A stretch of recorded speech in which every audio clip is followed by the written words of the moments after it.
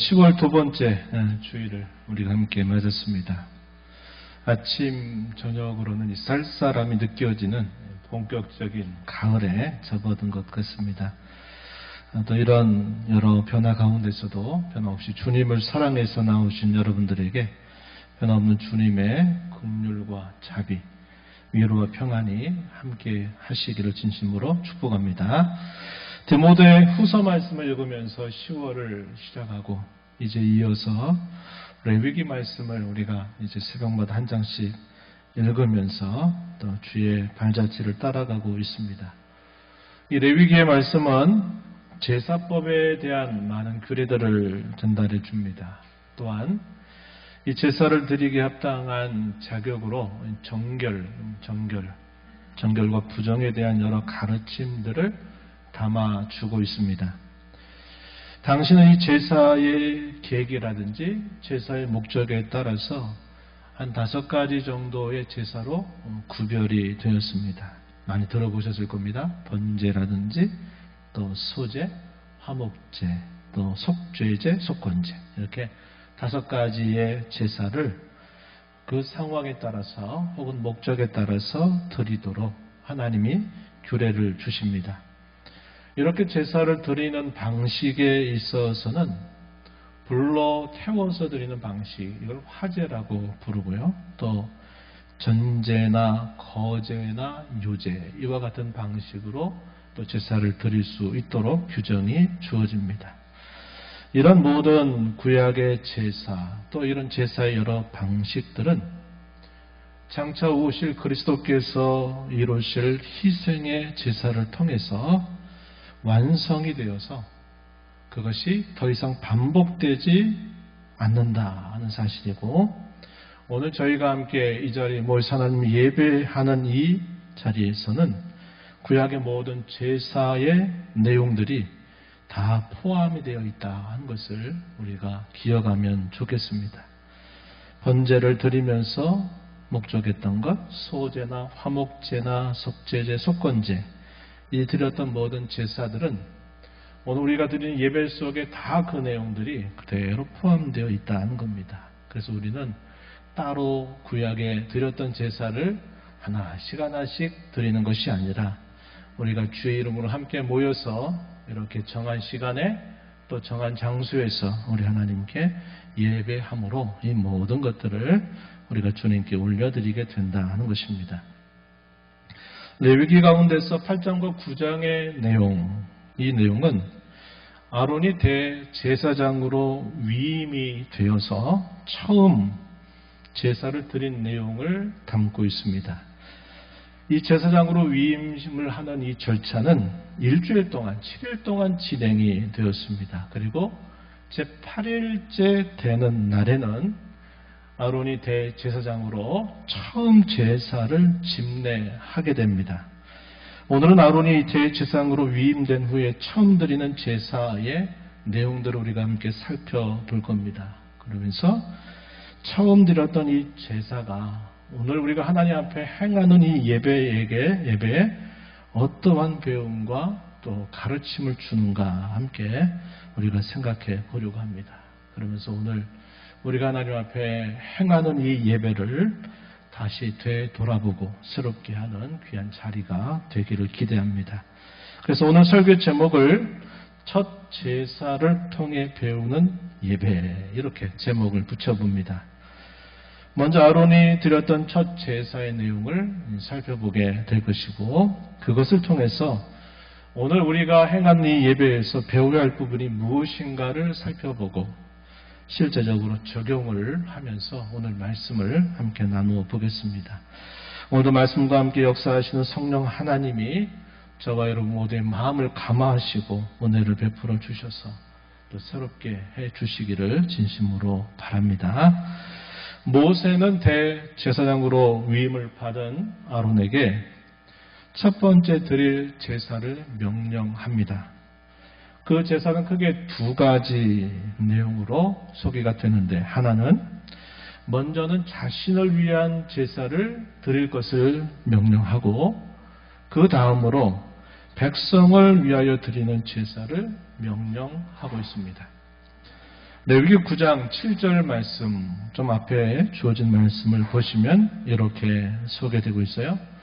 모세가 또 아론에게 이르되 너는 제단에 나아가 내 속죄제와 내 번제를 드려서 너를 위하여 백성을 위하여 속죄하고 또 백성의 예물을 드려서 그들을 위하여 속죄하되 여호와의 명령대로 하라. 처음 제사장으로 위임을 받았으니까 얼마나 떨리는 마음을 가지고 있겠습니까? 어떤 일들을 우리가 처음 하게 될 때 갖는 그 마음을 역시 아론도 가지고 그 제사를 이제 드리게 되는 겁니다. 이 말씀을 보게 되면 먼저 아론 자신을 위해서 속죄제와 번제를 드려라 하는 명령이 주어지고, 다음으로는 백성을 위해서 그들의 예물을 드려 속죄하라 하는 명령이 주어집니다. 여기 백성을 위한 제사의 내용은 이하의 레위기 9장 15절부터 18절 내용을 보면 이러한 제사들이 드려졌어요. 어떤 제사들이냐? 속죄제가 드려지고 번제와 소제와 화목제가 드려지게 되었다 하는 것을 성경이 알려주고 있습니다. 이렇게 제사를 드리라고 하는 명령과 함께 주어지는 약속이 또 있습니다. 그것이 무엇이냐면 여호와 하나님께서 임재하실 것이다. 그분의 영광을 나타내신다 하는 약속을 더해 주셨습니다. 레위기 9장 4절 하반절 말씀에 보시면 이렇게 소개돼요. 오늘 여호와께서 너희에게 나타나실 것임이니라. 6절로 가서 하반절에 또 보면 이렇게 표현합니다. 여호와의 영광이 너희에게 나타나리라. 하나님의 약속입니다. 제사를 드리면 그 제사를 받으시는 하나님이 이렇게 해 주겠다 하시는 약속이죠. 우리 이 내용들을 통해서 확인하는 것이 뭐냐면, 하나님을 향하여 드림이 있구나. 또 하나님께서 자기 백성을 향해서 베푸시는 것이 있구나. 우리 사람 편에서는 하나님께 드리기도 하고 또 한편으로는 하나님께로부터 받는 게 있구나 하는 것을 배우게 되는 겁니다. 이걸 우리가 조금 다르게 말하면 이렇게 말해요. 예배 가운데서 하나님과 교제한다. 이렇게 표현을 하는 것입니다. 제사를 드렸는데 그 제사를 받으셨는지 제사를 안 받으셨는지를 확인을 할 길이 무엇이겠습니까? 뭐로 확인해요? 그저 하라고 했으니까 제사를 드렸다. 제사 드렸으니까 끝. 이러고 돌아가면 되느냐? 그렇지 않다는 거예요. 제사를 드리면 드린 제사에 대하여 하나님이 이 제사를 받으셨구나 안 받으셨구나 하는 것이 확인될 필요가 있는 겁니다. 가장 분명한 것이 뭐냐? 하나님과의 만남이 이루어졌느냐 이루어지지 않았느냐 하는 것을 확인하는 것입니다. 아론은 모세를 통해서 받았던 제사의 명령을 따라서 순차적으로 제사를 드리게 됩니다. 이게 처음 드리는 제사의 모습이었어요.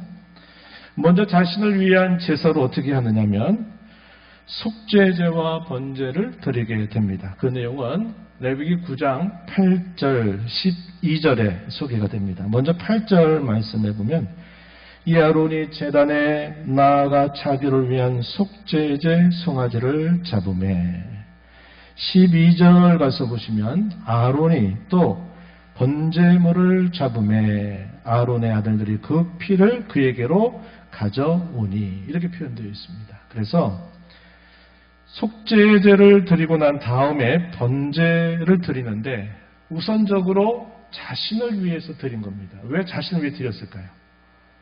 제사장의 직무는 사람과 하나님 사이에 중재자 역할을 하는 중요한 임무를 맡아요. 그래서 하나님 백성들 편에는 어떻게 보이느냐? 마치 하나님처럼 보이게 되어 있고, 또 하나님 앞에서 보이는 이 제사장의 태도는 하나님 앞에서는 그 백성들의 모습을 보이는 성격이 있는 겁니다. 그래서 그 중재를 하는 사람이 자신의 허물과 죄에 대하여 먼저 용서를 받고 깨끗한 마음이 없이는 자기에게 주어진 이 중요한 직무를 감당할 수 없는 겁니다. 그래서 먼저 자기 자신의 죄의 용서를 위해서 이러한 제사를 드리게 한 것입니다.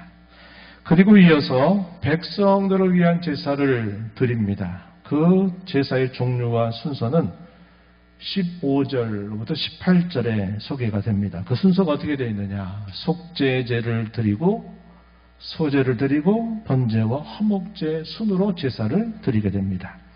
15절 말씀을 한번 보시면 그가 또 백성의 예물을 드리되 곧 백성을 위한 속죄제의 염소를 가져다가 잡아 전과 같이 제를 위하여 드리고 또 16절에 보면 또 번제물을 드리되 규례대로 드렸다. 17절에 보면 소제, 곡식으로 드리는 제사입니다. 소제를 드리되 표현되어 있고 18절 가서 보면 또 백성을 위하는 화목제물의 수소와 수량을 잡음에 이렇게 표현되어 있습니다. 그래서 백성들의 죄를 위하여 드렸던 제사의 순서들이 이와 같은 순서를 따라서 제사가 드려지게 된 겁니다.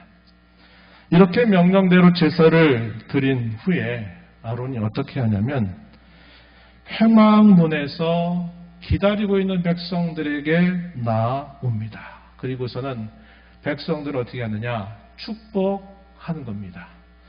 이 축복하는 내용은 소위 아론의 축복 혹은 아론의 축도라고 알려져 있는 내용이에요. 이 내용은 민수기 6장에 보게 되면 이 내용들이 잘 소개가 되고 있습니다.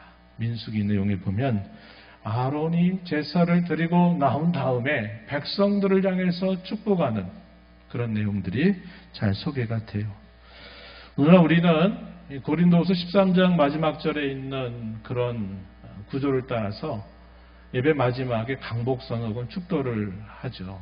성부 하나님, 성자 하나님, 성령 하나님 이름으로 하는데 또 하나의 축도가 바로 이 아론이 대제사장으로 하나님 앞에 제사를 마치면서 그 백성들을 축복한 내용이에요. 이것이 아론의 축도 혹은 아론의 강복선언.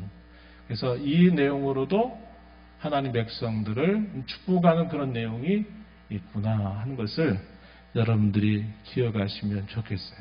그래서 늘 듣던 내용이 아닌데 이상한 내용을 하네?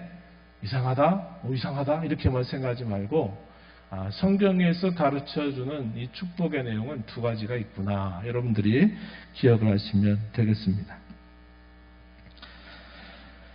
레위기서 9장 22절, 23절 상반절 말씀에 한번 보시면 이렇게 소개됩니다. 아론이 백성을 향하여 손을 들어 축복함으로 속죄제와 번제와 화목제를 마치고 내려오니라. 23절 상반절 모세와 아론이 회막에 들어갔다가 나와서 백성에게 축복하매. 이 제사의 마지막이 결국 백성들, 그 하나님 앞에 제사로 드리러 나온 사람들을 축복하는 내용으로 마무리가 되고 있죠. 이러한 모습은 오늘 우리가 하나님 앞에 행하는 예배의 마지막 순서에 그 내용들이 그대로 연결되고 있다는 것을 우리가 확인할 수 있는 대목입니다. 이렇게 축복을 하고 났을 때 어떠한 일이 일어났을까요? 그 결과를 우리가 주목할 필요가 있습니다.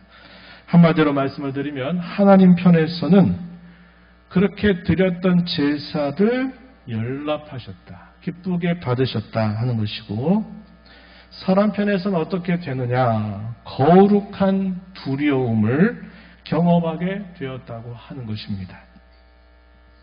이어지는 말씀 한번 보시죠. 레위기 9장 23절 하반절 보시면 여호와의 영광이 온 백성에게 나타나며 24절 상반절에 불이 여호와 앞에서 나와 제단 위에 번제물과 기름을 사른지라.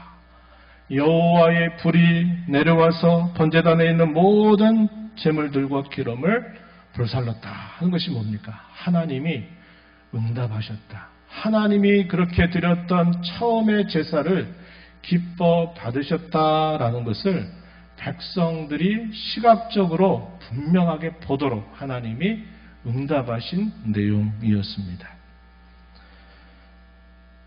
어떻게 연락을 하신 겁니까? 하나님의 영광이 온 백성에게 나타나고 그의 불이 번제물과 기름을 불사르는 방식으로 하나님이 연락하셨다는 것을 나타나 보여주셨습니다. 그것에 대한 온 백성들의 반응이 또 나타났어요. 어떻게 표현되냐면 24절 하반절, 오늘 우리가 읽은 본문 마지막 부분에 보니까 이렇게 표현됩니다. 온 백성이 이를 보고 소리 지르며 엎드렸더라, 이렇게 말합니다. 왜 그랬을까요? 하나님이 그의 불로서 그 제사를 기뻐 받으셨다고 하는 것을 백성들 앞에 나타나시니까 그 제사를 드리러 나왔던 온 백성들이 그 하나님의 임재와 영광에 대하여 두려운 마음을 가지고 하나님 앞에 엎드렸다 하는 것을 보여주고 있는 것입니다. 아론이 대제사장이 되고 나서 처음 드렸던 이 제사는 대단히 성공적이고 이상적이었습니다. 그래서 우리가 이런 처음 드렸던 제사의 모습을 보면서 우리가 오늘 우리 예배 가운데 배워야 할 교훈들이 있다고 하는 것입니다. 구약시대에 드렸던 제사를 때로는 예배라고 표현하기도 하지만 제사와 예배는 확연하게 구별됩니다. 이것이 확실하게 구별되게 된 계기는 언제냐? 신약시대에 들어와서 이제 제사와 예배라고 하는 것이 확실하게 구별이 돼서 사용이 되기 시작한다는 겁니다. 신약시대에 들어오게 되면 제사란 말을 더 이상 안 쓴다 이 말이에요. 어떤 말을 쓰느냐? 예배라고 하는 말을 쓴다 하는 것입니다. 왜냐? 예수님께서 친히 그렇게 말씀하셨기 때문입니다. 그러면 제사와 예배가 어떤 면에서 차이가 있을까요? 크게는 형태적으로 분명한 차이가 있죠. 또 하나는 내용적으로 차이가 있습니다.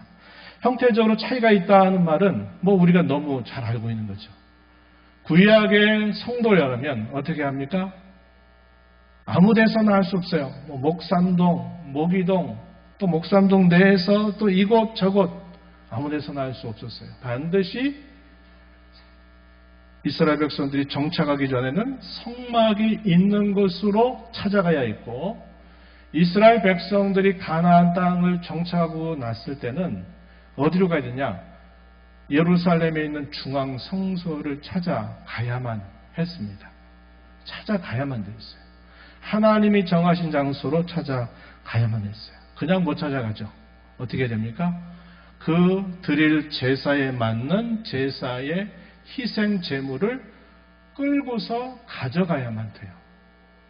그리고 그 절차에 있어서는 반드시 제사장과 제사장의 도움이 아니고서는 결코 할 수 없도록 되어 있었다는 겁니다. 제물이 필요했고 제사장의 중재가 반드시 있어야만 했다는 것입니다.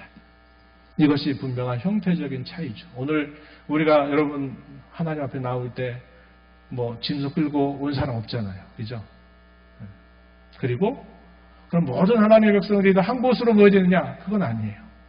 자기가 속해 있는 교회에 정해진 장소에 함께 모인 겁니다. 여기도 있고 저기 있고 저기도 있고 세계 곳곳에 다 그렇게 예배하는 장소가 있는 것이다 하는 것이죠. 그런 분명한 차이가 있다. 내용적으로 어떤 차이가 있느냐? 구약시대의 제사와 다르게 오늘 우리가 행하는 이 예배는 그리스도의 완전한 희생의 제사에 근거해서 구약시대의 제사를 더 이상 반복하지 않는다고 하는 것입니다. 이제 우리는 제사를 드리는 게 아니라 그리스도의 중보와 공로에 의지해서 예배한다 이렇게 말해요. 여러분들이 다른 사람에게 오늘 우리 하나님께 제사 드리러 간다 이런 말 사용하지도 않거니와 이런 말을 사용해서는 안 된다 이 말이에요. 우리는 하나님께 예배하러 간다 이렇게 말해야 된다 이 말입니다. 그런 반대로 구약시대에 드렸던 제사와 오늘 우리의 예배의 공통점이 무엇일까요? 그것은 구약시대 때 드렸던 제사를 참여했던 그 자세와 원리, 마음가짐이 여전히 오늘 우리에게 예배하는 저와 여러분의 태도와 자세와 마음가짐에 있어서도 그대로 이어지고 있다는 면에서는 이러한 공통성이 있다 하는 부분입니다. 그러하기에 우리는 아도니 드렸던 첫 제사를 통해서 오늘 우리의 예배에 대한 교훈을 배울 수 있는데 세 가지 정도를 여러분들에게 제시합니다. 첫 번째는 구약의 모든 제사는 그리스도의 완전한 제사를 예표하였고 그리스도께서는 그 모든 제사를 완성하셔서 폐지하셨다고 하는 점입니다. 이에 대해서는 히브리서 말씀이 대단히 중요해요. 그래서 히브리서 구절을 좀 여러 구절들이지만 여러분들에게 함께 소개하기를 원합니다. 한번 순서대로 살펴보시면 히브리서 5장 1절 이하 보시면은 이렇게 말합니다. 대제사장마다 사람 가운데서 택한 자이므로 하나님께 속한 일에 사람을 위하여 예물과 속죄하는 제사를 드리게 한다. 2절에 그가 무식하고 미혹된 자를 능히 용납할 수 있는 것은 자기도 연약에 휩싸여 있기 때문이다. 3절에 그러므로 백성을 위하여 속죄를 드린과 같이 또한 자기를 위하여도 드리는 것이 마땅하다. 이렇게 말합니다.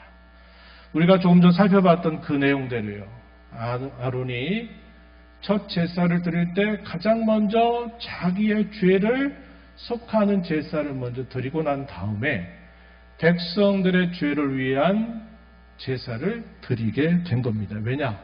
자신도 사람 가운데서 선택받아서 세움받은 제사장이기 때문에 자기도 여전히 사람이 갖고 있는 실수와 연약함을 가지고 있기 때문에 자기가 먼저 정결하지 않고서는 백성들을 중재할 수 없기 때문에 그렇게 했다고 하는 것입니다.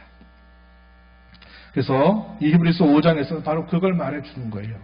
구약시대에 부름받던 대제사장은 자기도 사람인지라 자기의 허물과 죄를 위한 속죄를 먼저 행해야 될 것을 가르쳐 주는 겁니다. 히브리서 6장 20절로 가서 보면 또 이런 말씀을 소개받습니다. 그리로 앞서가신 예수께서 멜기세덱의 반차를 따라 영원한 대제사장이 되어 우리를 위하여 들어가셨느니라. 예수님은 아론의 서열을 쭉 따라 이어진 대제사장이 아니라 그분은 족보도 없고 시작도 없고 어떠한 이해하기 불가사의한 멜기세덱이라고 하는 샬렘 왕의 어떤 그 멜기세덱의 순서를 따라 이어지는 대제사장이 되셨다. 이렇게 말합니다. 그래서 그의 제사장은 영원한 제사장 직분을 수행하신다. 이 사실을 가르쳐 줍니다. 히브리서 9장 11절로 가게 되면 이렇게 말하는데 특히 12절에 가서 보시면 염소와 송아지 필요하지 아니하고 오직 자기의 피로 영원한 속죄를 이루사 단번에 성소에 들어가셨느니라.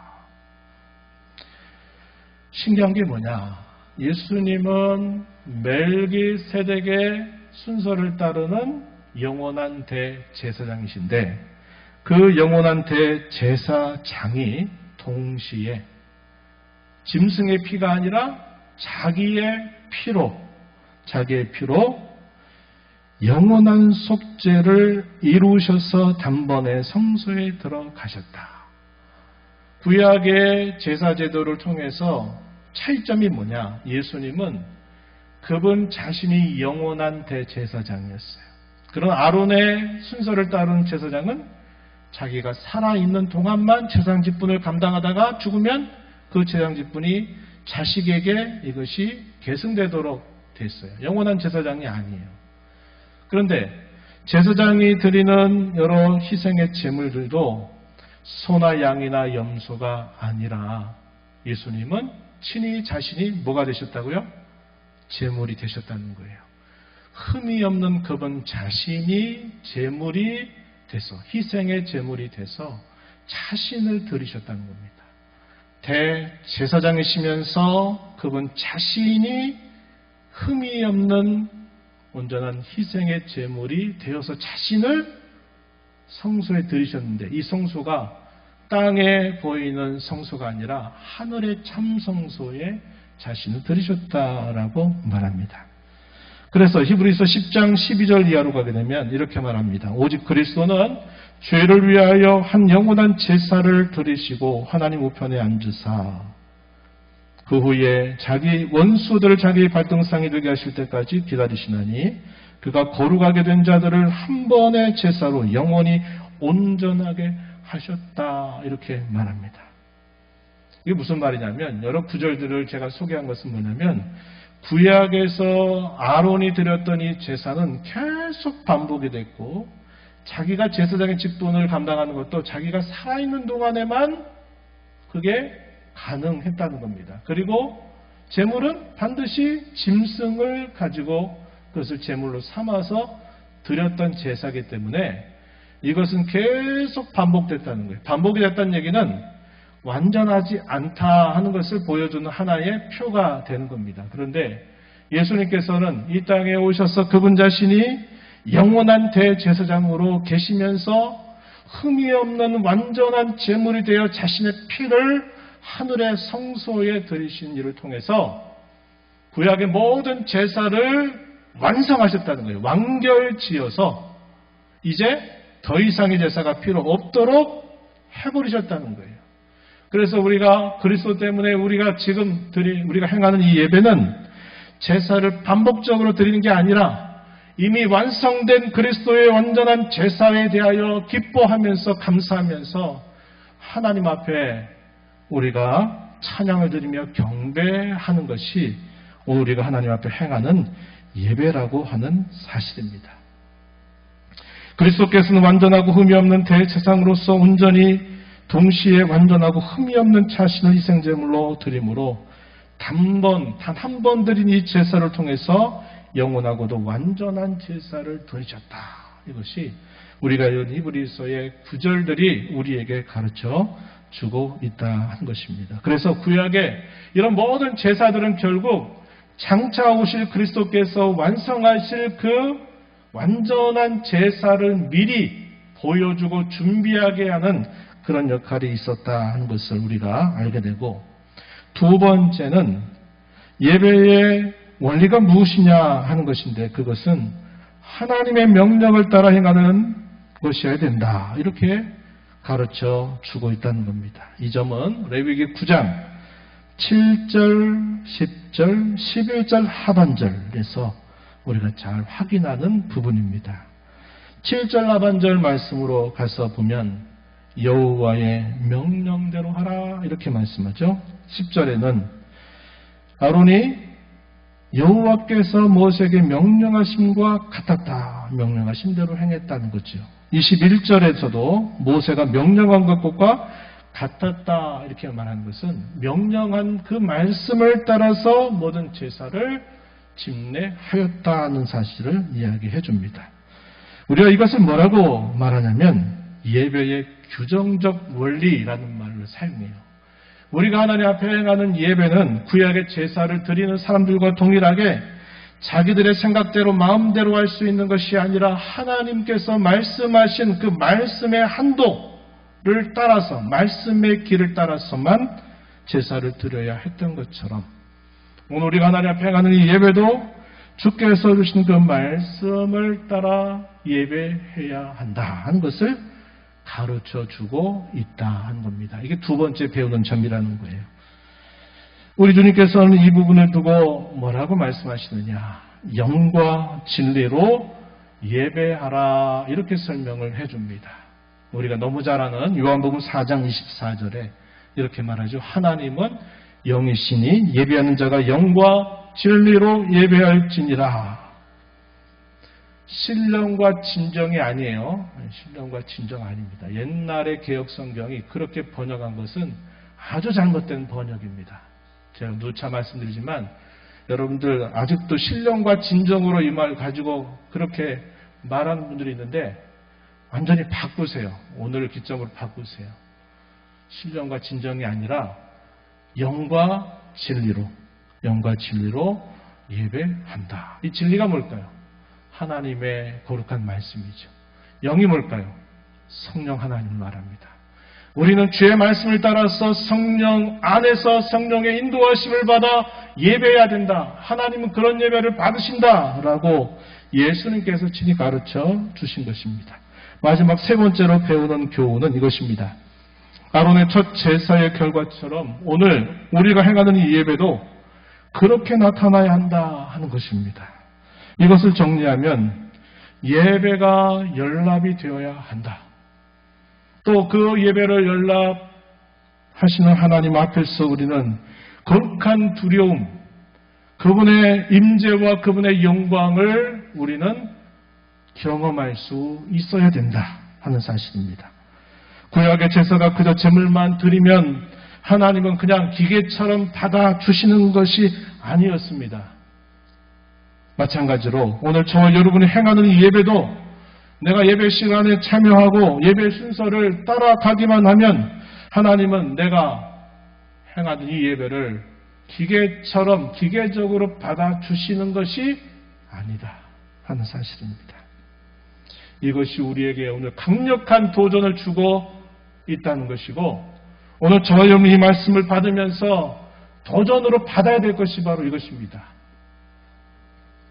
이런 말씀을 가지고 몇 가지로 좀 정리를 해보려고 하는데 주보 옆에 있는 내용들을 좀 여러분 보시면서 한번 좀 살펴보시기 바랍니다. 중요한 것들이니까 여러분들 이것들을 보시면서 좀 점검하는 표로 삼으시면 좋겠어요. 이제 오늘 나눈 이 교훈을 가지고 몇 가지 어떻게 우리가 하나님 앞에 예배할지를 생각해 보기를 원합니다. 첫 번째 적용하는 점은 예배의 중요성을 우리가 인식하자고 하는 것입니다. 예배가 중요하다는 것에 대해서 우리 가운데 어느 누구도 반대하지 않을 겁니다. 다 동의할 거예요. 하지만 중요한 이유가 무엇인가에 대해서는 다 각자 다른 말을 할 것입니다. 명확하게 하는 게 중요한데 먼저 이 예배는 하나님이 저와 여러분과 세우신 언약의 목적이라고 하는 겁니다. 목적. 하나님이 저와 여러분을 구원하신 목적도 이것이라고 말해도 틀리지 않아요. 하나님이 그리스도 안에서 저와 여러분과 끊을 수 없는 변치 않는 언약을 맺으신 그 목적은 우리가 하나님 앞에 예배하는 데 있다. 그러하게 이 예배는 무엇보다 중요하다 하는 것이고 하나님과 나와 언약을 맺었다고 하는 이 언약의 관계를 가장 구체적으로 확인할 수 있는, 경험할 수 있는 자리가 바로 이 예배라고 하는 거예요. 그저 관념 속으로 나는 하나님의 언약을 맺은 사람이야. 관념적으로 그저 내게 체면 걸듯이 내가 떠올리고 반복하고 읊조리는 것이 아니라 그 언약은 하나님 앞에 행하는 이 예배의 자리에서 그 언약은 확인이 되도록, 경험이 되도록 해야 하기 때문에 이 예배는 대단히 중요하다. 두 번째는요, 하나님께서 저에게 은혜를 주시겠다고 말씀하셨던 모든 수단들이 이 예배 안에 다 모여 있다고 하는 점입니다. 은혜를 주시겠다고 약속하신 수단들이 뭐가 있습니까? 하나님의 거룩한 말씀, 그 말씀의 선포, 또 주께서 우리에게 하라고 하신 성례들을 말씀에 따라 집행하는 것은 은혜를 주겠다고 약속하신 통로입니다. 또 하나 추가한다면 우리가 하나님 앞에 올리는 기도, 이것들이 우리가 하나님께로부터 은혜를 받는 정당한 통로입니다. 그런데 우리가 행하는 이 1시간 정도 드린 예배 안에는 이 모든 것들이 다 여기에 모여 있는데 이게 개인적으로 하는 게 아니라 지금 공동으로 함께 하는 것입니다. 두세 사람이 내 이름으로 모이는 것에 내가 그들과 함께 하겠다고 하셨던 주님의 약속은 사적인 자리가 아니라 주의 이름으로 공적으로 모이고 있는 그 자리에 더욱더 분명하게 하시는 말씀이 되는 겁니다. 그러하기에 이 예배가 중요하다는 거예요. 은혜의 모든 수단들이 이 예배 안에 다 모여 있다고 하는 것입니다. 두 번째는 저와 여러분의 예배 현주소가 어딘가를 점검하고 돌이키는 것이 필요하다는 것입니다. 오늘 우리 예배에 있어서 몇 가지 문제점을 짚어보는 게 좋을 것 같아요. 식상한 예배. 식상하다라는 말 우리 가끔 사용하죠. 이게 무슨 뜻입니까? 똑같은 음식이나 똑같은 일을 계속 되풀이 하다 보니까 물리고 질리는 것을 두고 우리가 식상하다라는 말을 씁니다. 식상하다. 똑같은 일이 반복이 되니까 거기에 이제 아주 질려버리는 거죠. 우리가 하나님 앞에 식상한 예배를 우리가 행하게 될 때가 많다 하는 부분이 우리의 문제가 될 수 있다는 겁니다. 어떤 성도는 예배를 생명처럼 여기는 성도도 있어요. 아주 좋은 점이죠. 근데 어떤 성도는 예배는 하나의 선택사항이야 라고 여기는 사람도 있습니다. 예배가 너무 많아 생각해가지고 예배를 그 중에 한 가지, 두 가지 선택해서 내가 하면 되지 하는 식의 생각을 하는 경우들. 또 강단에 선포되는 말씀이 꼬랑번짝 맨날 똑같은 말씀만 그대로 전한다 해서 그 하나님 말씀에 식상해하는 모습들도 우리가 자주 느끼는 부분이죠. 예배에 대한 실제적인 경험이 무엇인가를 맛보지 못해서 예배는 지루한 시간 이렇게 또 여기는 경우도 있어요. 예배하러 왔는데 예배 시작했다? 예배 끝났다. 집에 가야지. 그것만 있다면 그 예배는 내가 식상한 예배가 된 거예요. 왜? 예배 가운데 하나님과의 교통, 만남과 교제가 있어야 되는데 그게 없는 거예요. 그냥 뜬구름 잡는 이야기예요.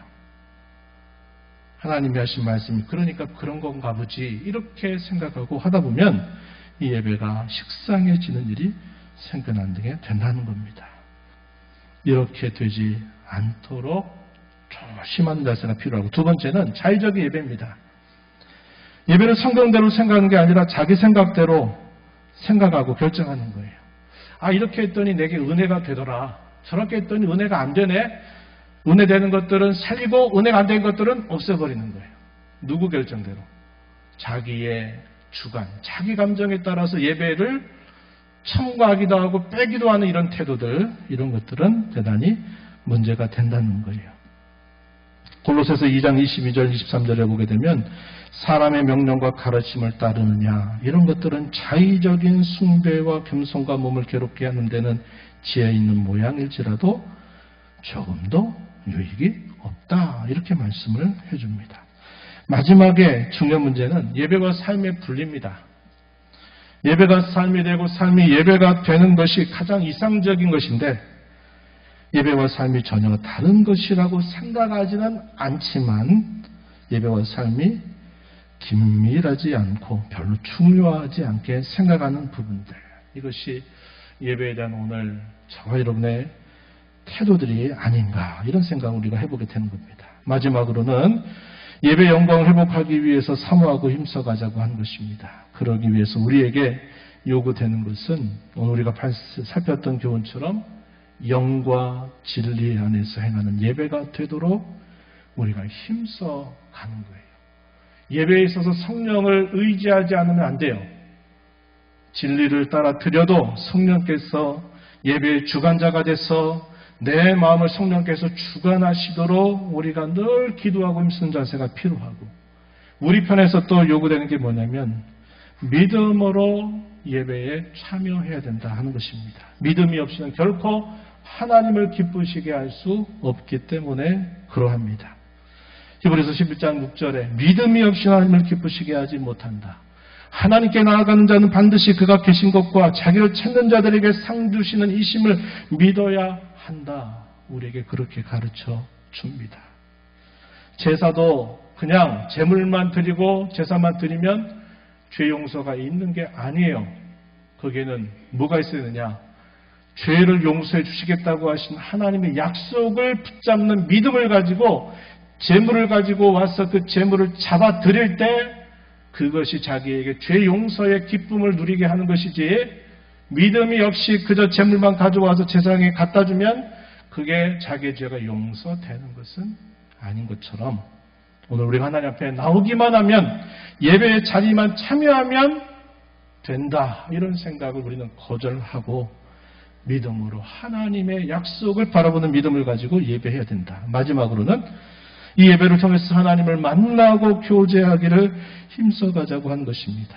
하나님과의 만남과 교제는 예배의 궁극적 목적임을 조금이라도 우리가 잊지 말고 내가 오늘 해가는 이 예배 가운데서 하나님과 만남과 교제가 회복되고 성도들과 깨어지고 불편했던 것들이 해결이 돼서 기쁨을 얻고 안식을 얻고 평안을 얻는 그런 자리가 되도록 하자고 하는 것입니다.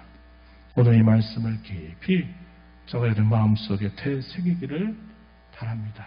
그래서 이 예배를 그 어떤 것보다 소중한 가치를 여기고 이 예배를 통해서 약속된 그 은혜를 늘 경험하면서 내 삶이 바뀌고 내 심령이 바뀌어가는 그런 놀라운 경험을 함께 이루어가는 저와 여러분 되기를 진심으로 바랍니다. 하나님 아버지, 오늘 저희들을 불러주셔서 그리스도 안에서 저희들과 더불어 만나 주시려고 저에게 은혜를 베풀어 주시려고 귀한 예배 자리로 저희를 인도하셨음을 기억합니다. 아론이 첫 제사를 드렸을 때 하나님이 응답하셨던 사실들을 저희가 살펴보면서 오늘 저희의 예배 가운데 이러한 만남과 감격과 기쁨이 사라져 있다면 다시 회복하기를 소망하고 힘써 나가는 저희들 모두가 되게 하여 주옵소서. 예수님 이름으로 기도하옵나이다. 아멘.